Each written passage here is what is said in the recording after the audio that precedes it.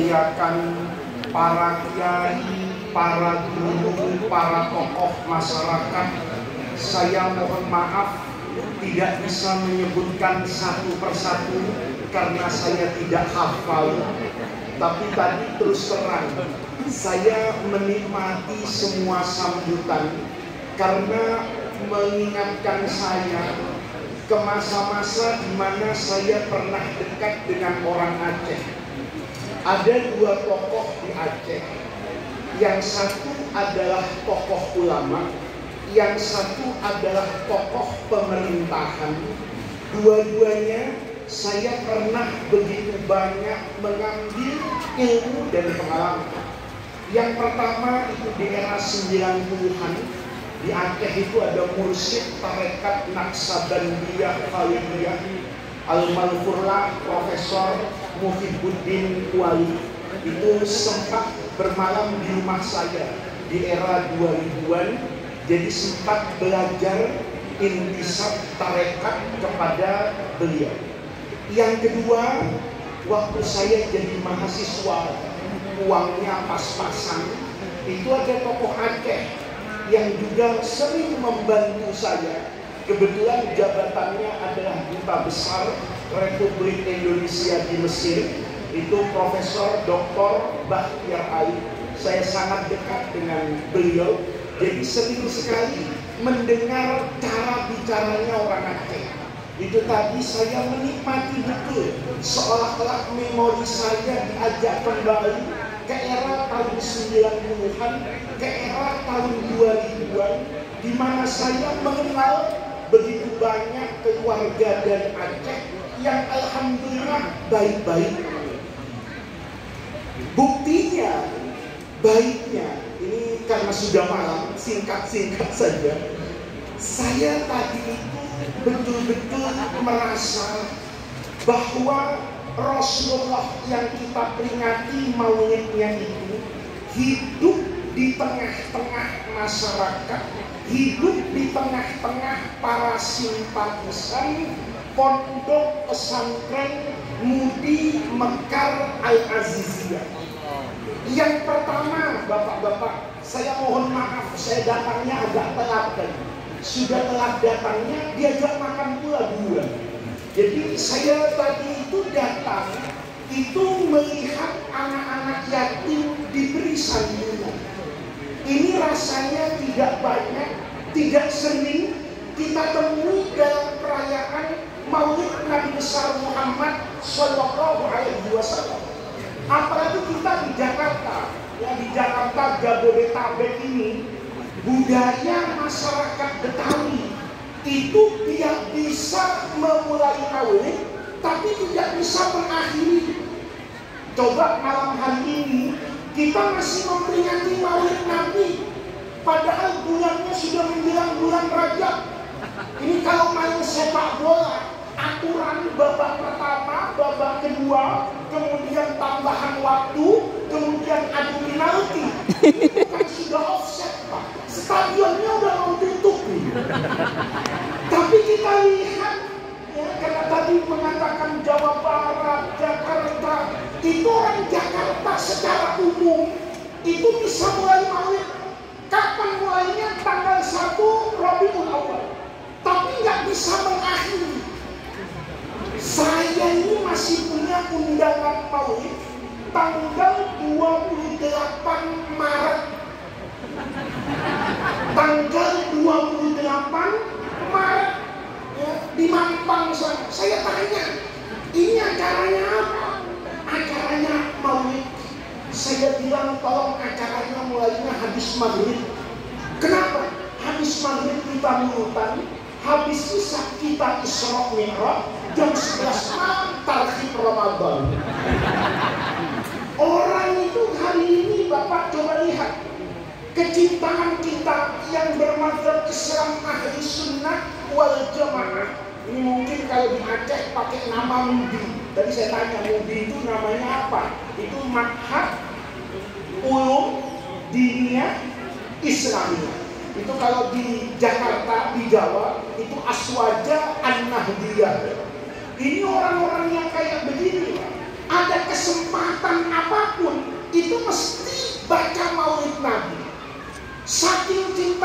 sama Rasulullah. Coba ingat-ingat.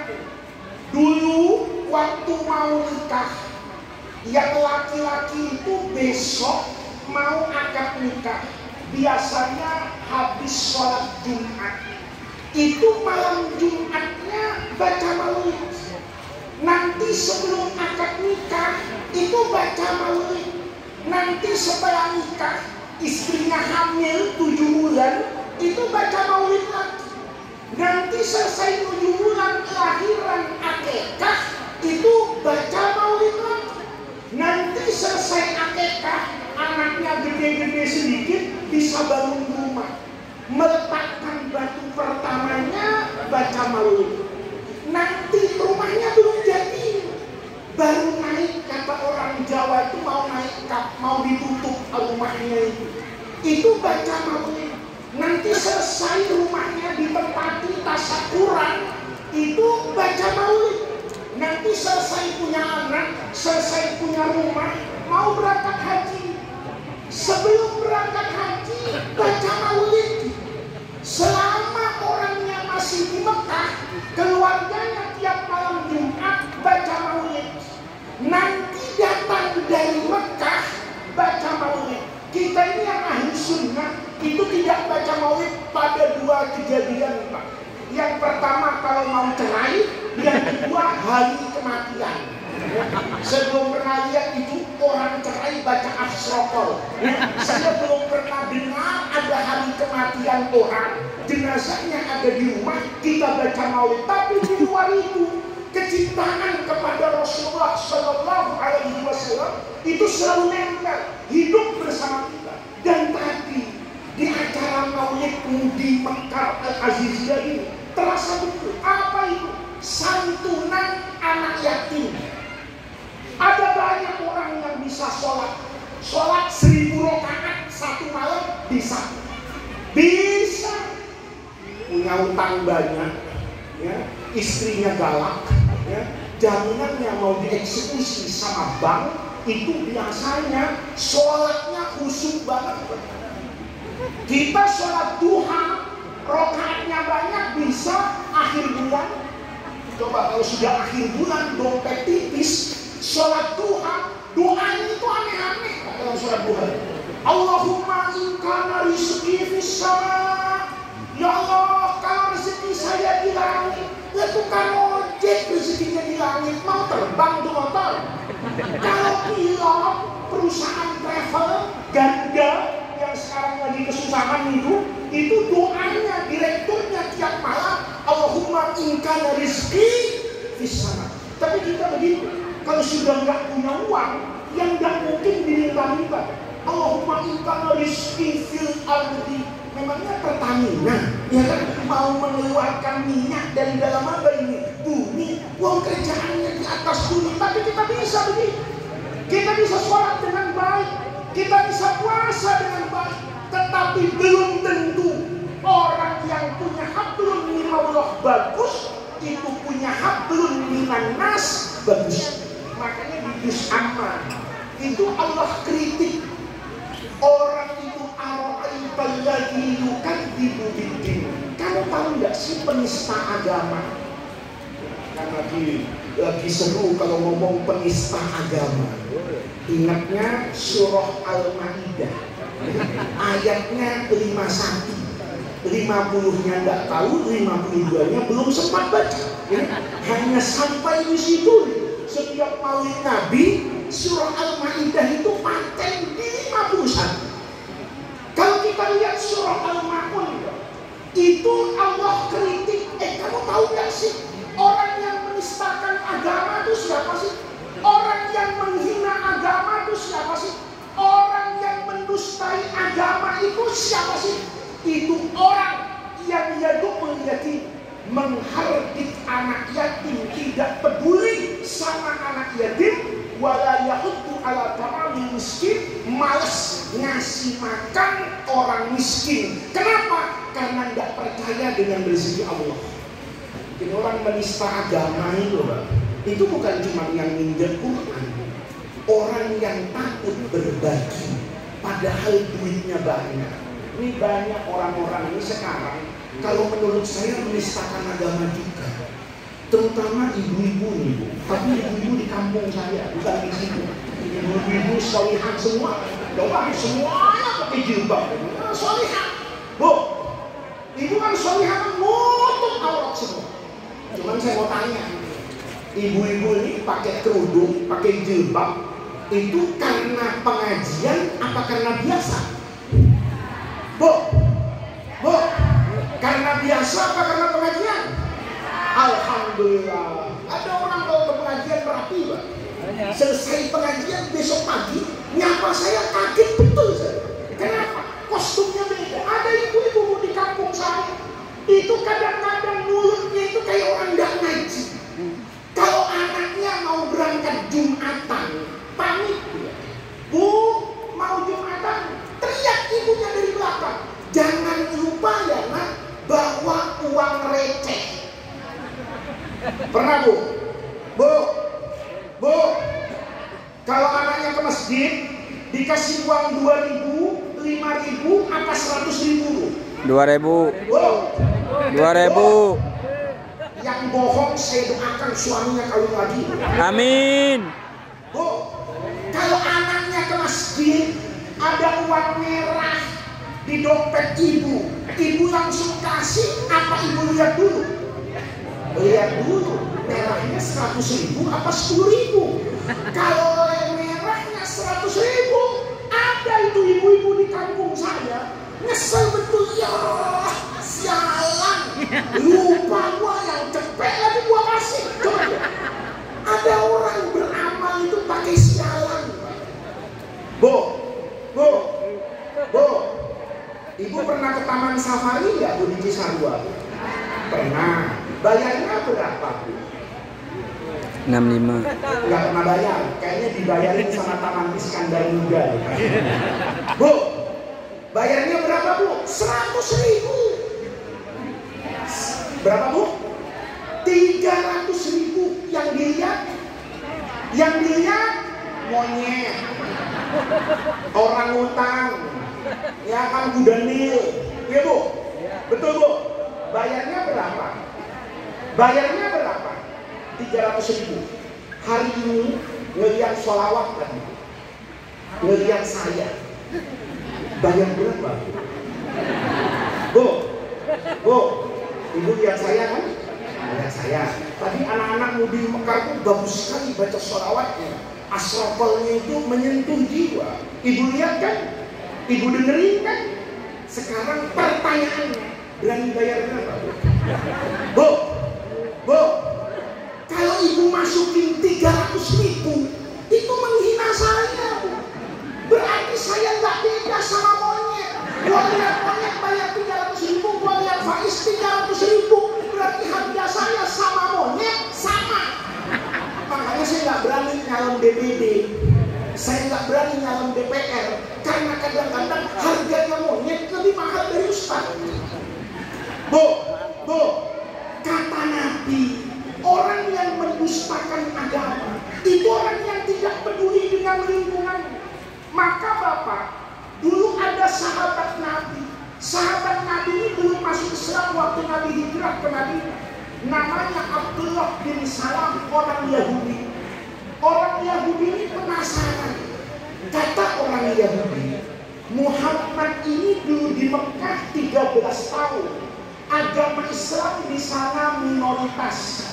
Nabi dengan pengikutnya ditindas. Hari ini kata Abdullah bin Salam, Rasulullah sudah sampai ke kota mana ini? Madinah.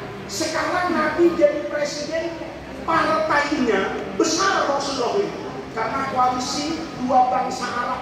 Yang pertama Aus dengan Khazraj membentuk satu kesatuan namanya kaum Ansor. Nabi bawa keluarga pengikutnya dari Mekah namanya kaum Muhajirin. Muhajirin koalisi dengan Ansor, suaranya di parlemen Madinah paling besar.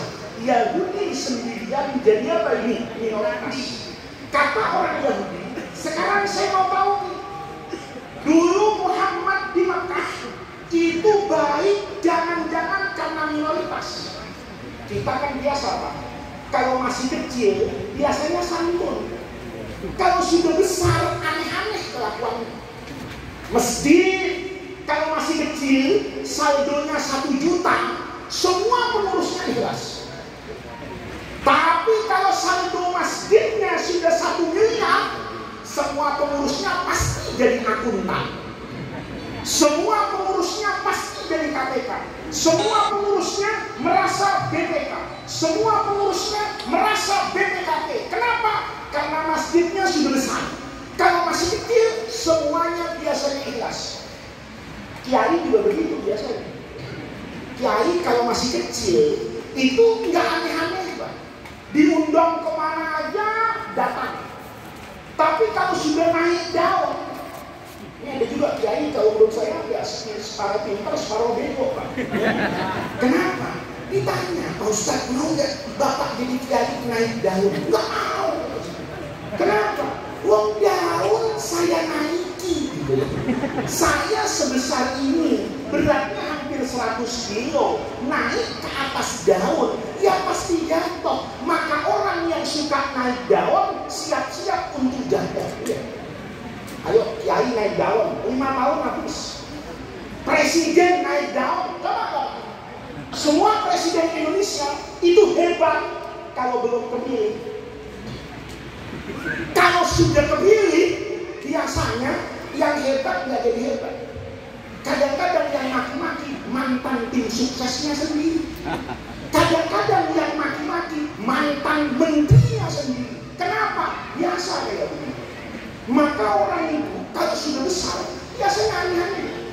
Oh aneh-aneh, terbuka aja, ya kan? Kalau belum jadi, bersama rakyat, demi rakyat, karena rakyat, untuk rakyat. Kapan? Waktu kampanye. Setelah jadi, nggak usah diomongin. Bapak paham sendiri. Presiden Soekarno kurang apa? Tokoh yang paling hebat, membacakan teks proklamasi, mengantarkan anak bangsa ini pada kemerdekaan. Tapi ujung-ujungnya, bahkan lebih hebat tadi bukan, diangkat jadi presiden seumur hidup. Saya sebetulnya setuju, Pak. Presiden seumur hidup itu ada setujunya. Kenapa? Nggak ada tim sukses. Ya, nggak ada tim sukses. Itu nanti yang protes itu biasanya tukang sablon dari Sabang sampai Merauke. Kenapa? Nggak ada orderan. Bukan hebat sampai bangsa ini mengangkat beliau jadi presiden seumur hidup. Tapi sejarah mencatat kok yang diangkat jadi presiden seumur hidup tahun 67 mandatnya dicabut oleh MPR yang dulu menetapkan beliau sebagai presiden seumur hidup. Beliau jatuh, masanya disebut Orde Lama, naik Al-Mukarram Soeharto jadi Orde Baru. Itu presiden paling hebat Pak Harto. Pemilu 5 tahun lagi sudah tahu suara Golkar 80% itu hebat. Ya. Itu presiden paling hebat gitu ya. Bikin pemilu, panitianya ya beliau sendiri, pengawasnya beliau, semuanya boleh. Hebat 32 tahun. Kita merasakan Pak Harto jasanya banyak, Pak. Listrik masuk desa, tentara masuk desa, aspal di mana, jasa besar. Tapi kalau sudah kelamaan, itu biasanya begitu.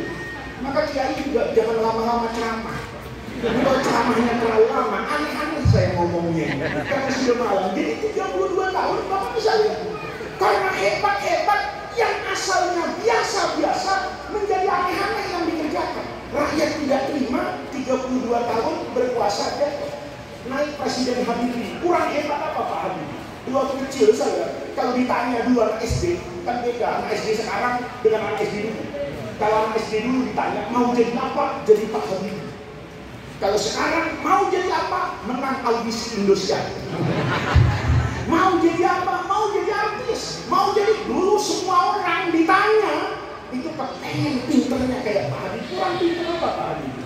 Tapi pinter itu tidak cukup untuk menjadi presiden di Indonesia. Dengan Bhinneka Tunggal Ika, dengan kemajukan, dengan berbagai macam problema. Sebelum 2 tahun beliau oleh MPR tidak diterima, tidak maju. Naik kiai, kurang apa Gus Dur? Hebat, tapi di tengah jalan jatuh. Setelah di tengah jalan jatuh, ini presiden laki-laki semua. Karena laki-laki semua mungkin tidak bisa merasakan bagaimana penderitaan ibu-ibu yang berhadapan datang dengan minyak goreng yang harganya aneh-aneh. Mungkin ibu-ibu yang paham betul harga cabai kalau gitu presidennya perempuan saja. Naik Ibu Megawati, partai non kiri. Tapi saya tidak menghina dan merendahkan siapapun. Sejarah mencatat akhirnya kemudian yang kecil begitu berkuasa aneh-aneh. Karena aneh-aneh tidak dipilih naik presiden yang tampan dan gagah. Presiden SBY katakan tidak pada korupsi. Alhamdulillah dari 5 yang ngomong 3 ditangkap KPK. Itu fakta sejarah. Itu fakta sejarah.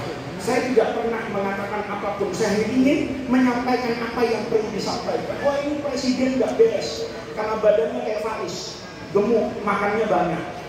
Kalau begitu cari presiden yang merakyat, yang kurus, maka Pak Jokowi menang. Itu fakta.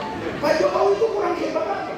Dari wali kota di Solo ngelawan Pak Fauzi Bowo, itu gubernur yang matang sebagai birokrat lama di Jakarta, berkarir dari mulai lurah camat. Datang Pak Jokowi kehempas Pak Fauzi Bowo, belum lama jadi gubernur, tiba-tiba nyalon jadi presiden. Lawannya Pak Prabowo, mantan Pangkostrat Jenderal yang luar biasa, kalah dengan Pak Jokowi. Pak Jokowi presiden kita jasanya banyak. Ya, sekarang ke Surabaya enak. Saya kemarin mau kemarin itu ke Lampung, cepat sekali jalannya. Tapi semua orang pasti punya kekurangannya. Kalau sudah lama berkuasa aneh-aneh. Maka bukan itu yang saya membicarakan. Orang Yahudi di Madinah berpikir Muhammad ini sekarang sudah jadi presiden di Madinah. Dulunya tertindas, dulunya kecil, dulunya miskin, dulunya susah. Hari ini Rasulullah tiba-tiba duduk di atas singgasana kota Madinah. Maka Abdullah bin Salam ingin tahu ini orang berubah apa enggak nasihatnya. Maka Sayyidina Abu Hurairah seperti diriwayatkan oleh banyak ulama dalam hadis itu meriwayatkan lamma qadima Rasulullah sallallahu alaihi wasallam ila Madinah. Nabi hari pertama sampai di kota Madinah, injafala alaihi nas, maka orang itu ngumpul karena kangen sama Nabi. Nabi yang ditunggu-tunggu dari Mekah sekarang sampai di Madinah, semua orang berkumpul kayak orang berkumpul di hadapan saya. Maka Abdullah bin Salam bilang, ini kira-kira nabinya orang Islam yang pertama kali dia sampaikan di Madinah. Mungkin Abdullah bin Salam punya ekspektasi, punya gambaran, mungkin nyuruh sholat, mungkin nyuruh puasa, mungkin nyuruh haji, mungkin sholat berjamaah, mungkin azan, mungkin qomat. Semua ibadah yang dahulu di Mekah tidak mungkin untuk dilakukan. Di Mekah itu tidak ada sholat berjamaah, karena kalau sholat berjamaah sama dengan bunuh diri. Karena orang Islam waktu itu masih sedikit sembunyi-sembunyi, berani sholat terang-terangan mati. Maka kata Yahudi, jangan-jangan Muhammad begitu sampai di Madinah yang pertama kali akan menghimpun kekuatan dan ingin menunjukkan kekuatannya. Tiba-tiba kata Sayyidina Abdullah bin Salam waktu beliau masih beragama Yahudi, beliau masih Islam, saya kaget luar biasa. Pesan yang disampaikan oleh Nabi Muhammad pertama kali di kota Madinah setelah beliau memegang tampuk kekuasaan Madinah, setelah status sosial beliau menjadi pemimpin, maka hadis yang pertama kali diucapkan oleh Rasulullah di Madinah bunyinya afsus salam. Rakyatku, masyarakatku, umatku, pesan saya yang pertama afsus salam, tebarkan as-salama, perdamaian. Yang kedua wa at'imut ta'am, itu punya kesetiaan kawanan sosial. Lihat Pak, Nabi itu bilang di Madinah, kalian mau jadi umat saya, kalian mau jadi murid saya, kalian mau jadi pengikut saya, maka yang pertama kali harus kalian kerjakan, kalian harus menebarkan as-salam, rasa damai di tengah-tengah masyarakat. Maka kalau ibu jadi orang Islam, terus tetangganya di samping tidak merasa damai karena ibu menjadi tetangganya, maka ibu sebetulnya belum menjadi muslim sejati. Ini mohon maaf Pak, kita disuruh sama Nabi menebarkan as-salam kedamaian. Tapi kadang-kadang di tempat kita yang paling suci, masjid, kita tidak mendapatkan masalah kedamaian. Ayo bapak-bapak yang biasa sholat berjamaah ke masjid, pakai sendal baru beli dari mall ya di Bekasi sana, nggak mahal sendalnya, 1 juta. Masya Allah, saya pidato mau sebentar jadi malu dikasih minuman 2. Kita kadang-kadang merasa malu Pak di masjid, tempat yang paling seharusnya kita jaga kedamaian dan kehormatan. Bapak misalnya baru beli sendal di mall 1 juta, berangkat ke masjid, imamnya kayak Sayyidina Utsman. Sayyidina Utsman bin Affan itu waktu tua, setelah beliau umur lebih dari 80 tahun, sama anaknya tidak dibawa ke masjid. Itu bapak udah tua, jalannya susah, capek, udah bapak sholat aja di rumah. Nurut Sayyidina Utsman. Kata Sayyidina Utsman kepada anaknya, abang, kalau saya nggak sholat berjamaah di masjid, maka kamu harus nemenin saya sholat berjamaah di rumah. Besoknya sama anaknya diajak balik ke masjid. Kenapa? Sholatnya nggak tanggung-tanggung. Sholat isya pas habis qomat di Masjid Nabawi, Allahu Akbar, adzan, syukuran, baca zikir, kemudian sholat qobliyah, kemudian qomat. Sayyidina Utsman sholat di rumah. Nanti dengar adzan subuh itu belum rukuk rakaat pertama. Jadi sholat isya-nya nabrak subuh. Orang biasa juga banyak begitu, sholat isya-nya nabrak subuh. Gimana nggak nabrak subuh? Sholat isya-nya jam 4:20 menit. Jam 4:20 menit baru bangun dia. Masjid udah tarhim, ya Allah, belum sholat isya. Sholat isya aja, Allahu Akbar, pas rukuk baru as-sholatu khairun minan naum. Itu Utsman jadi asik. Tapi kalau Utsman bin Affan itu luar biasa, baca Quran itu nggak berasa. Bapak bisa bayangin itu, bukan cuma Al-Baqarah itu. Begitu saya pakai sunnah al-qawmi kafirin, mungkin udah, ya Allah, alhamdulillah, betis sudah keras kayak singkong ini, ya kan? 1 Al-Baqarah, belum 1 rakaat, nyambung Ali Imran, nyambung terus sampai tersadar gitu. Azan isya di Madinah, suaranya keras, ya Allah, saya belum sholat isya 1 rakaat. Ya, ini jangan dipraktekkan di masjidmu di Mekah Al-Aziziyah ini. Ya, nanti terawihnya niru Nabi. Nabi itu kalau terawih nikmat banget, kata Sayyidina Abu Bakar. Ya, rakaat pertama baca Fatihah, yang kedua baca Al-Baqarah sampai selesai. Nanti rukuknya kata sahabat itu miqdaru ma yaqra'u minna khamsina ayatan. Jadi ukuran rukuknya itu sama dengan orang baca surah An-Naba itu amma yatasa'alun, itu ukuran rukuknya. Nanti tidaknya kayak gitu, sujudnya kayak gitu. Itu kalau dipraktekkan di Jami Asih, insya Allah selesai sholat ada pembunuhan imam. Minimal sendalnya hilang. Kata jemaah, biar hilang sendalnya kapok pada jadi imam lagi. Kenapa panjang? Kalau imamnya sholat isya atau sholat maghrib, biasa baca kulhu, tahu-tahu baca yasin. Masya Allah. Saya percaya kalau orang Aceh itu dermawan, percaya betul. Coba, ini sudah surga betul Pak. Ini air bening, jernih di surga ada. Susu minuman ahlul jannah. Ini yang berbentuk buah-buahan. Lengkap ini. Ya. Bu, enak nggak jadi ustaz? Bu, enak nggak? Tuker deh. Bu, coba ini minumannya kayak gini. Ya enggak, kita nggak malam-malam. Soalnya saya masih ada 1 acara lagi Pak. Ya, di Ciranjang. Ibu tahu Ciranjang? Saya dari sebelum subuh belum ke Ciranjang. Ya untung istri saya itu sabar dan percaya sama saya. Ya. Hari ini saya belum ketemu istri saya kecuali asar tadi. Itu pun cuma pamit ganti baju Pak. Karena baju saya udah keringetan dari pagi. Saya lepas baju berangkat lagi. Tapi alhamdulillah istri saya itu percaya. Kenapa percaya? Karena suaminya keluarnya saringan begini. Jadi Bapak Kepala Perwakilan itu sudah benar Pak. Sarung itu akan mendatangkan sakinah, mawaddah, warahmah di rumah. Saya keluar kayak gini, istri saya nggak mungkin dia selingkuh.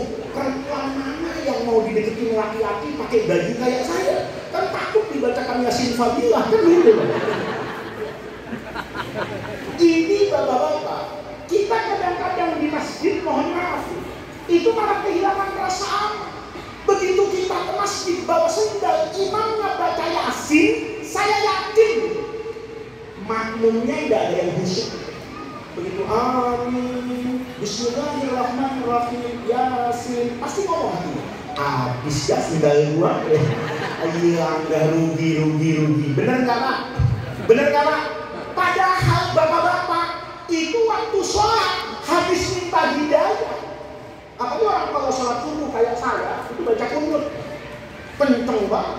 Allahumma hdina fiman hadait, ya Allah berikan kepada hamba ini hidayah.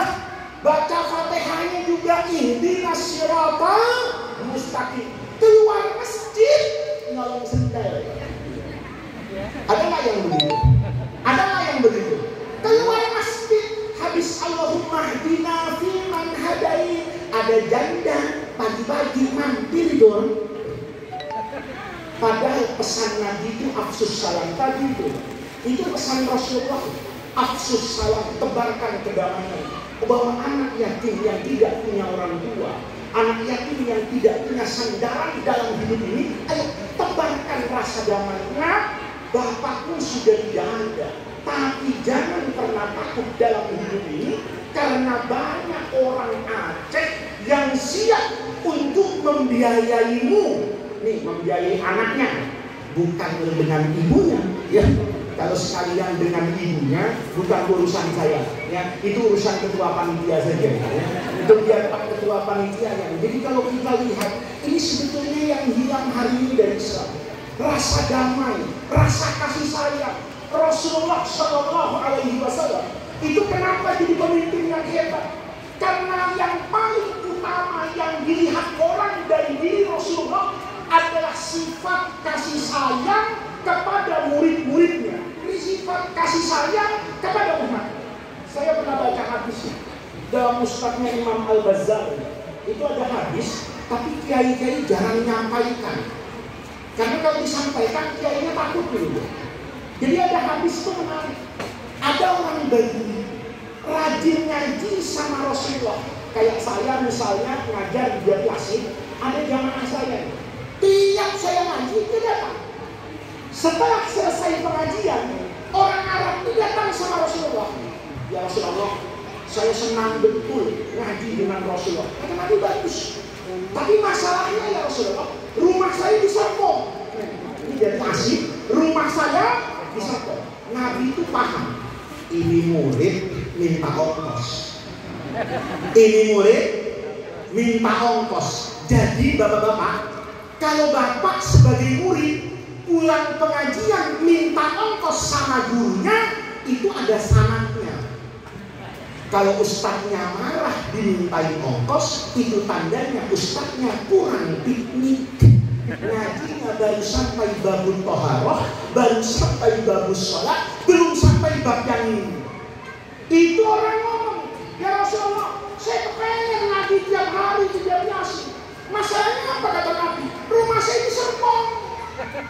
Nabi paham, ini orang minta ongkos. Refleks nih Nabi, ngasih duit, anggap sekarang itu 100.000. Masalahnya nggak selesai. Ini murid memang murid istimewa banget. Dikasih sama Nabi, uang yang dikasih dari Nabi dihitung. Bu, ibu kondangan, ya, ngasih uang. Uangnya di mana Bu? Di amplop. Begitu ibu kasih sama yang sohibul bait yang punya acara, dibuka Bu, dihitung. Ibu marah nggak? Bu, marah. Ibu kira-kira marah nggak? Marah lah, tersinggung. Kenapa? Masa dihitung? Jangankan itu, ada kiai diundang ke acara, dikasih amplop sama panitia, dihitung depan panitianya, itu kiai nggak usah diundang lagi. Karena kiai akhir zaman itu Pak, aneh-aneh. Ada kiai casingnya, tapi hatinya taksi. Ada yang begitu, diundang orang pakai tarik. Ditanya, ini luar kota. Kalau luar kota sekian jam, per jamnya sekian. Ya, nanti kalau keluar kota tiket pesawat ada yang kayak begitu. Itu bukan kiai, itu Pak, taksi.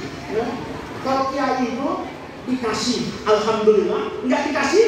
Nunggu. Nggak dikasih? Nunggu. Nggak dikasih? Nunggu. Dosa. Kiai, dosa. Kiai kalau minta amplop sama panitia itu dosa. Lebih berdosa lagi Bapak nyiksa kiai. Pak, kalau Bapak ngasih amplop sama orang, dihitung depan orangnya, tersinggung. Ini murid Rasulullah, emang luar biasa. Dikasih duit sama Nabi, minta duitnya juga pantas. Begitu dikasih, dipegang, diangkat. Ya Allah, 100.000 Rasulullah. Masa Nabi 100.000? Panitia di Mekah aja nggak 100.000 kalau ngasih. Masa Nabi? Katanya Sayyidul Anbiya wal Mursalin, katanya punya syafaat, katanya kekasih Allah. Masa ngasihnya 100? Lihat kayak gini, Sayyidina Umar itu ngomel, emosi. Ini murid kayak gini gua udah pakai ini murid kayak gini gua rebus. Tapi ya Rasulullah Shallallahu Alaihi Wasallam yang dimarahin itu bukan yang lindungi, malah Umar, Umar, lu jangan ikut campur. Ini murid gua minta duitnya sama saya. Kenapa kamu yang marah? Kamu gak ada urusan diterima. Tidak semua orang yang punya ilmu itu bisa menjadi guru. Tidak semua orang alim itu bisa mendidik anak bangsa. Karena mendidik itu bukan cuma dengan ilmu dan logika, tapi membutuhkan hati yang penuh dengan kasih sayang. Ini Rasulullah bilang, Umar jangan marah, Umar jangan ikut campur. Apabila di bayi ini sama Rasulullah, diajak masuk ke rumah Nabi. Kamu kenapa tadi? Saya kasih duit kok masih ngomel aja. Ya gimana Rasulullah? Dari Serpong ke Jati Asih itu grade-nya 200.000 ya Rasulullah. Pulang pergi 400.000, tol dornya 50.000, berarti 450.000. Nabi ngasih cepet, dari mana sisanya? Begitu. Oh itu masalahnya. Jadi kamu tadi kurang, saya kasih 100.000, ya kurang Rasulullah. Ya, kasih sayang Nabi. Nabi nawar seorang. Kalau kamu 100.000 mah, kalau saya kasih 10 juta gimana? Pak, Bapak dikasih 100.000 ngomel. Kata yang ngasih jangan ngomel ya. Saya kasih 10 juta gimana? Orang tadi bilang, ya Rasulullah, kalau 10 juta, Allahumma sholli sholatan kamilatan wa sallim salaman. Dia baca salat, dia puji Rasulullah. Itu sama Nabi dikasih beneran. Kata Nabi, bawa nih 10 juta pulang ke rumahmu. Orang tadi muji-muji Rasulullah, bersalawat kepada Rasulullah. Pertanyaannya, itu sholawat asli, sholawat ikhlas, apa sholawat duit? Ikhlas. Bu, orang sholawat pasti ikhlas? Belum tentu. Orang zikir aja sekarang aneh-aneh. Ada tetangga saya ngundang orang diajak zikir. Nanya kiainya, nanti zikirnya pakai nangis apa enggak? Panitianya tanya, emang kenapa kiai? Kalau nggak pakai nangis 20 juta, kalau pakai tangisan 30 juta. Jadi air mata itu harganya 10 juta. Makanya istighosah di mana-mana nggak mustajab. Kenapa? Karena ada duitnya. Tapi Rasulullah Shallallahu Alaihi Wasallam itu unik. Nabi begitu orang tadi baca sholawat, Nabi peluk-peluk. Kata Nabi, saya ridho keluar. Kasih tahu umat bahwa sekarang saya memuji Rasulullah Shallallahu Alaihi Wasallam. Padahal itu sholawat palsu, itu sholawat duit. Tapi itu bedanya Rasulullah dengan Alfamart. Bu, ibu kalau belanja suka nggak duitnya diperiksa dulu sama kasirnya? Diperiksa bu, pakai lampu LED yang warnanya biru. Ini duit asli apa duit palsu? Kalau ketahuan palsu, diterima nggak uang kasirnya? Enggak. Tapi Rasulullah dalam mendidik itu menerima sholawat yang asli dan sholawat yang palsu. Itu orang diridhoi oleh Nabi keluar. Sayyidina Umar yang pusing nanya, ya Rasulullah, itu orang kok berubah? Tadi kan ngomel-ngomel, tadi kan menggerutu, tadi kan nyinyir. Kenapa sekarang jadi muji Nabi bersolawat? Kata Nabi, gimana nggak sholawatnya? Gua kasih duit 10 juta. Kata Kata Umar, ya Rasulullah, murid kayak gitu kok dikasihani. Sekarang dikasih 10 juta, minggu depan dia datang maulid minta 20 juta. Kenapa? Karena hari ini semua yang dia minta dikasih. Kata Rasul, bukan itu Umar masalahnya.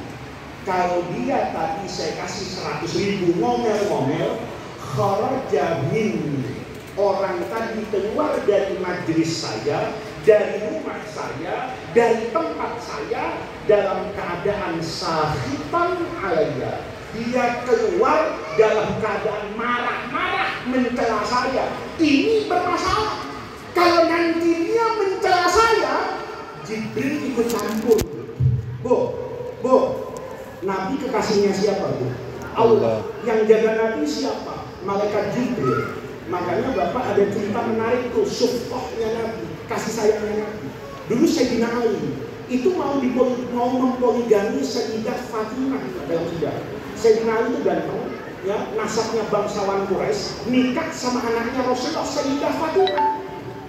Ketika beliau menikah dengan Sayyidah Fatimah, itu banyak perempuan yang masih naksir sama Sayyidina Ali.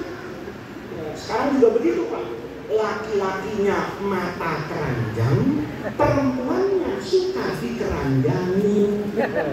Bener nggak, Bu? Bu, laki-laki mata keranjang nggak, Bu?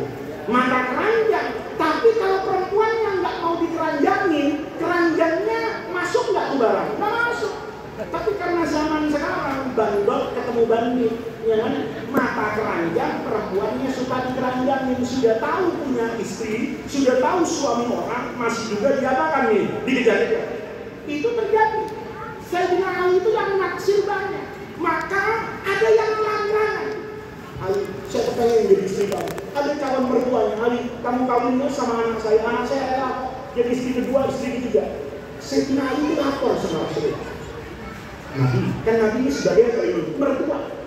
Nih, enaknya punya mertua Nabi, nanti masuk surga sama-sama bini.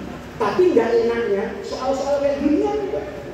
Lapor Sayyidina Ali, ya Rasulullah, saya ini ditawarin untuk nikah lagi. Boleh nggak? Kata Nabi, poligami itu boleh. Sayyidina Ali udah mesem-mesem, Pak. Alhamdulillah, mertua bilang boleh. Tapi ingat Ali, Fatimah itu darah daging saya. Yu'limuni ma yu'limuni. Kalau nanti Sayyidah Fatimah bersedih, maka kesedihannya Fatimah itu akan mendatangkan kesedihan kepada saya. Kalau saya sedih, Jibril itu campur. Nanyain, ya Rasulullah, kenapa engkau sedih? Ya begitu Jibril. Di mana enggak sedih? Fatimah nangis. Kenapa Fatimah nangis? Ali kawin lagi. Oh, buat diem aja Ali, ya Rasulullah, pilih dia ya. Selesai itu. Selesai itu, finish itu. Makanya Rasulullah itu rahmatnya kepada umatnya itu luar biasa. Dan hari ini bapak-bapak, yang hilang dari kita itu adalah sufqah, rasa kasih sayang kepada sesama. Rasulullah itu mohon maaf, jangankan sama manusia, sama binatang. Nabi itu mengajarkan kasih sayang. Coba kata Nabi, binatang itu memang diperuntukkan untuk kita. Ayam disembelih, sapi disembelih, memang untuk kita. Tapi cara menyembelihnya bermartabat. Kata Nabi, tidak sempurna iman umatku kalau dia menyembelih satu binatang, binatang yang lain melihat darah temannya yang disembelih. Jadi kita mohon maaf, hari raya Idul Adha semangat kurbannya bagus, tapi minus akhlak. Biasa kambing yang satu lembek itu dikasih apa ini bawang yang ada darah. Lu jangan teriak-teriak lo, jangan ngamuk, sebentar lagi lu mati. Ditunjuk-tunjukkan darah temannya yang baru disembelih. Itu kata Nabi, saya tidak pernah bangga punya umat kayak begitu, sekalipun sholatnya hebat, tetapi tidak menjaga perasaan binatang. Kalau kita hari ini umat Islam seperti itu, tentu umat Islam akan mendapatkan apa ini? Mendapatkan harkat dan martabatnya. Di kampung ini, ya, di kampung ini Pak, kalau mau menjaga martabat umat Islam itu mudah. Coba Bapak lihat di Jati Asih ini, semua yang dagang tiap pagi itu mesti orang Islam. Mesti orang Islam. Mau dagang lontong sayur, nasi uduk, warung, semua orang Islam. Coba, seandainya dari setiap orang dagang itu Bapak mintain zakat, nggak bisa. Mereka saya orang miskin tadi, saya ini bukan muzaki, saya ini malah apa ini? Mustahil. Mereka tidak wajib mengeluarkan zakat. Tapi seandainya dari setiap orang dagang Bapak ambil satu bungkus dagangannya, tidak ada yang nolak. Tukang bakso ambil satu mangkok, tukang nasi uduk ambil satu mangkok, tukang lontong sayur ambil satu mangkok, tukang roti ambil satu biji, tukang kacang hijau ambil satu mangkok, kumpulkan di masjid. Dari semua pedagang kumpulin satu-satu. Itu di dalam masjid, saya jamin ada ratusan bahan pangan.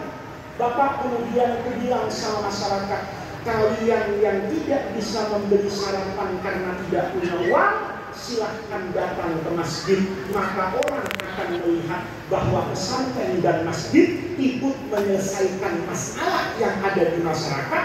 Jangan kita setiap bikin masjid cuma mendatangkan masalah, minta bantuan tiap hari, tapi setelah masjidnya berdiri tidak kita berdayakan dengan baik. Maka mudah-mudahan dengan hikmah maulid Nabi besar Muhammad Sallallahu Alaihi Wasallam malam hari ini, Rasulullah yang terkenal dengan sifat rahmatnya, Rasulullah yang terkenal dengan sifat kasih sayangnya, kita contoh juga Rasulullah pada aspek itunya. Jangan cuma nyontoh Nabi sebatas sholatnya, jangan cuma mencontoh Nabi sebatas zikirnya, tapi kita juga perlu mencontoh Nabi pada aspek kedermawanannya, pada aspek kepedulian sosialnya, pada sisi-sisi di mana manusia membutuhkan dan kita berikan bantuan seperti yang diajarkan oleh Rasulullah Sallallahu Alaihi Wasallam. Maka mudah-mudahan kita keluar dari maulid Nabi itu jangan sampai tiap tahun maulid Nabi, ya. Tiap tahun maulid Nabi baca sholawat, cium tangan ulama, makan kari yang enak, ya, makan masakan Aceh yang enak, makan nasi kebuli, makan nasi uduk, bungkus berkat, pulang, selesai. Nanti tahun depan begitu lagi enggak. Harus ada perubahan. Maulid tahun ini bagaimana masyarakat Aceh, masyarakat Bekasi dan kita semua bisa memiliki kepedulian kepada sesama, membantu orang-orang yang berhak untuk dibantu, melihat mereka-mereka yang memang membutuhkan uluran tangan, berjabat tangan bersama untuk kebahagiaan seluruh umat Rasulullah Sallallahu Alaihi Wasallam. Mudah-mudahan Allah jadikan jam'ana hadza jam'an marhuma wa tafarruqana min ba'dihi tafarruqan maksuma. Mudah-mudahan hadirnya kita di majlis yang baik ini menjadi tawassul dan wasilah kita untuk mendapatkan khairat dunya wal akhirah. Rabbana atina min ladunka rahmah wa hayyi lana min amrina rasyada. Allahumma la tahrimna khairan ma indaka li syarri ma indana.